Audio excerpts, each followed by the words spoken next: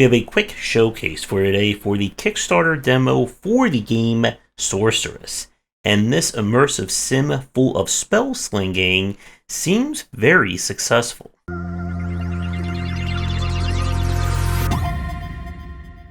Before we begin this video, it's important to note that what you're seeing is based off the Kickstarter alpha demo for Sorceress and may not represent the current version of the game.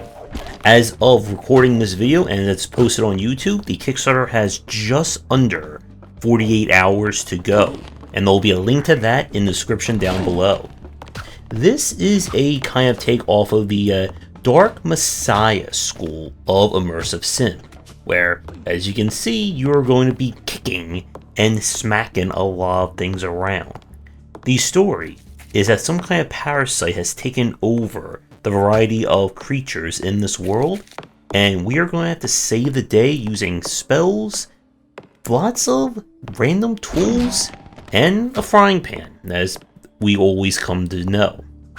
The game itself definitely follows in the immersive sim design, as the world allows you to do a lot of crazy things and interactions with the various people, environmentals, and more.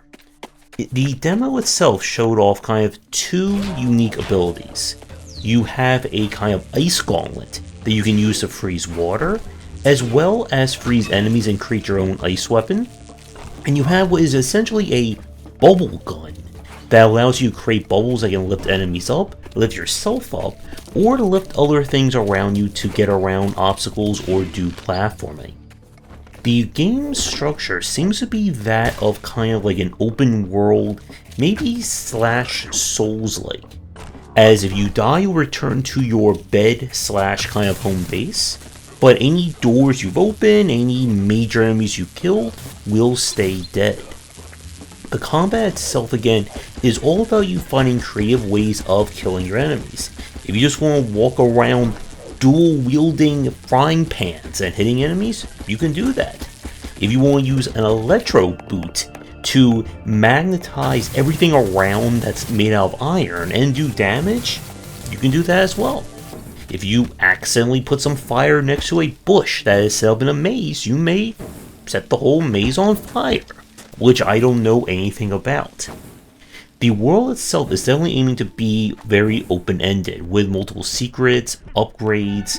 It appears that you'll be able to unlock additional tools and things along those lines by finding these kinds of spores that are hidden around the environment. Now, with this, of course, being a demo, means we didn't really get a chance to see everything that it had in store, and surprise, surprise, I did lead to soft locking and breaking the demo at the end of the stream of it.